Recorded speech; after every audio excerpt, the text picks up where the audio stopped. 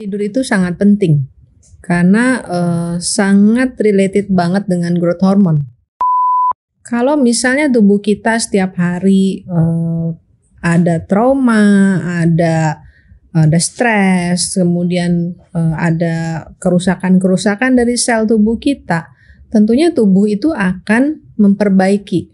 Secara alaminya dia harus memperbaiki yang rusak itu. Pada saat tidur? Pada saat tidur. Oh, oke. Peaknya itu, puncaknya growth hormone adalah pada malam hari. Yes. Gitu. Kalau kita jam 10 aja kita masih begadang, masih makan, nah itu otomatis growth hormone kita pasti terganggu di situ. Oke. Kalau growth hormone kita terganggu, apa yang terjadi pada tubuh kita, Dok?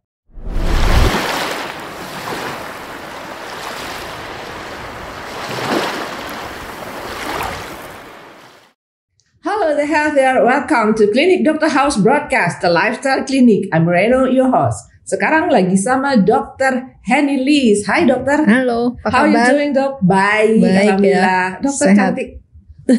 Thank you. Dok, sekarang kita mau ngobrol soal hubungan growth hormone dengan kebiasaan tidur kita, Dok. Nah, Oke. ada yang aku nggak ngerti nih, Dok ya. Emang apa hubungannya sih tidur sama growth hormone?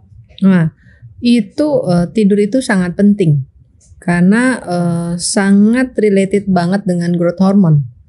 Jadi gini, growth hormone itu satu hormon yang ada di dalam tubuh kita.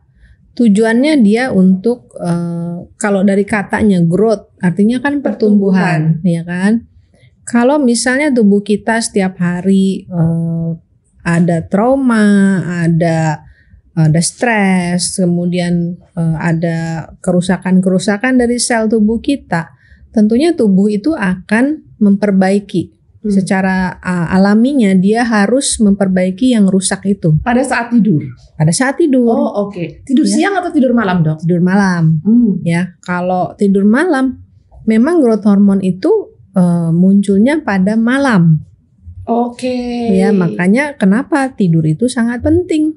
Kalau kita nggak tidur, ya otomatis bagaimana growth hormonnya mau bekerja dengan baik? Berarti kalau kita nggak tidur malam, growth hormone tidak bekerja? Tidak maksimal. Tidak maksimal. Ya. Bekerja namun tidak maksimal. Tidak maksimal. Karena peaknya itu, puncaknya growth hormone adalah pada malam hari. Yes. Gitu. Kalau kita jam 10 aja kita masih begadang, masih makan, nah itu otomatis growth hormone kita pasti terganggu di situ. Oke. Kalau growth hormone kita terganggu, apa yang terjadi pada tubuh kita, Dok? Nah, satu paling sering orang akan otomatis kan tidurnya lewat dari jam 12 ya. Gitu. Growth hormonnya nggak maksimal, ya tubuh kita kalau ada kerusakan tentunya ya gimana mau benar kan, mau diperbaiki oleh si growth hormone itu, sedangkan growth hormonnya itu nggak muncul gitu, ya pasti badannya mungkin ada sakit-sakit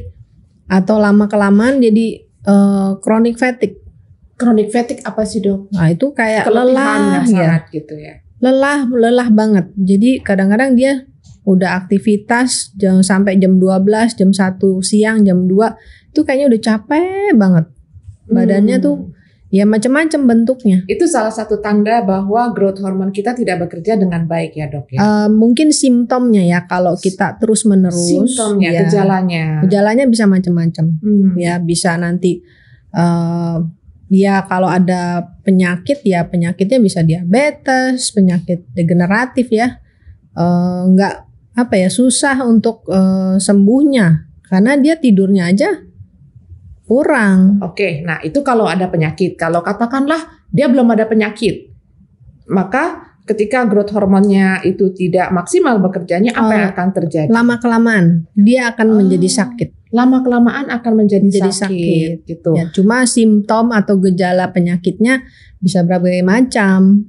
Misalnya, Dok? Ya bisa aja nanti dia misalnya diabetes kah, mungkin jantung kah, atau Walaupun tidak ada keturunan ya, Dok? nggak ada keturunan juga bisa, ya kan? Jadi misal kayak orang yang gamers ya, banyak kan anak-anak sekarang main game ya. Betul. Kadang-kadang main dengan teman-temannya yang dari luar negeri. Nah itu kan perbedaan waktunya kan jauh. Iya. Harusnya kita di sini tidur, di sana udah pagi. Nah itu kita lihat deh anak-anak sekarang itu kecenderungannya sering sekali emosional. Yes. Sehingga akhirnya tidurnya nanti sesudah Itu, subuh iya. atau mungkin sebelum subuh gitu kan? Iya, jadi pagi-pagi harusnya dia sekolah, dia masih ngantuk, konsentrasi untuk berpikirnya terganggu. Maka lama-kelamaan akan terjadi penyakit degeneratif itu Iya. ya dok ya. Kadang-kadang anak-anak itu sambil main game, sambil ngemil ya. Apalagi itu lebih parah ya dok. Lebih parah itu junk food yang dimakan, obesitas lah terjadi pada anak-anak. Oke dok, berarti tadi dokter tadi sudah menjelaskan ternyata hubungan growth hormone tadi erat sekali dengan tidur, dengan masalah tidur. Nah dok, sekarang aku mau nanya nih, kan banyak nih, termasuk sebenarnya anak aku juga nih dok yang udah usia produktif, udah usia kerja ya cowok ya, tapi gamenya itu masih menggila gitu kan ya. Nah belum terjadi apa-apa sih dok, cuman aku takutnya bisa aja kan, tadi kan dokter bilang bisa nanti lama-kelamaan akan menjadi degeneratif penyakit gitu kan. Nah sekarang oke deh, aku mau rubah nih, anak aku nggak boleh lagi sekarang main game, ada waktunya gitu kan. Terus untuk mencegah supaya jangan berkelanjutan menjadi penyakit degeneratif gimana dok? Solusinya apa nih? Iya, satu kita harus perbaiki lifestyle kita ya. Kalau terutama udah waktunya tidur jam 10, ya kita harus disiplin. Taruh deh HP-nya disiplin. HP-nya dimatikan, tidak ada TV, tidak ada gelombang frekuensi apapun, misalnya handphone terutama. Handphone, TV itu matikan semua. Buat ruangannya sejuk, matikan lampunya. Nah itu biasanya nanti hormon melatonin akan naik, kita mulai bisa tidur. Kalau nggak ngantuk juga gimana dok? Ya kita harus ini ya melatih dulu sebetulnya, karena kita udah terbiasa tidurnya lewat dari tengah malam, otomatis kan perlu waktu. Nah misalnya agak susah juga ya, itu bisa dibantu dengan suplementasi, misalnya minum melatonin ya, nanti kira-kira 30 menit lah sebelum tidur minumlah melatonin. Sesudah makan ya dok ya? Sudah makan boleh. Dulu. Dan mungkin pagi berjemur dulu kena matahari ya dok? Nah pagi itu kita harus kena matahari, harus ada aktivitas ya. Jadi nanti dengan adanya sinar matahari itu otomatis kan malam itu growth hormonnya akan naik. Ya. Gitu. Jadi sistemnya kan dia kayak pagi ada paparan sinar matahari, hormon melatoninnya di malam akan naik, gitu ya. Jadi kita bisa istirahat dengan baik, dengan banyak aktivitas juga. Misalnya kita dengan berolahraga, tubuh kita kan akan merasa istilahnya capek ya. Nanti kita tidurnya jauh lebih nyenyak. Ya betul. Nah dok, misalnya sekarang bagi yang sudah mengalami nih ya, tapi belum terkena penyakit degeneratif ya, kita untuk mencegah.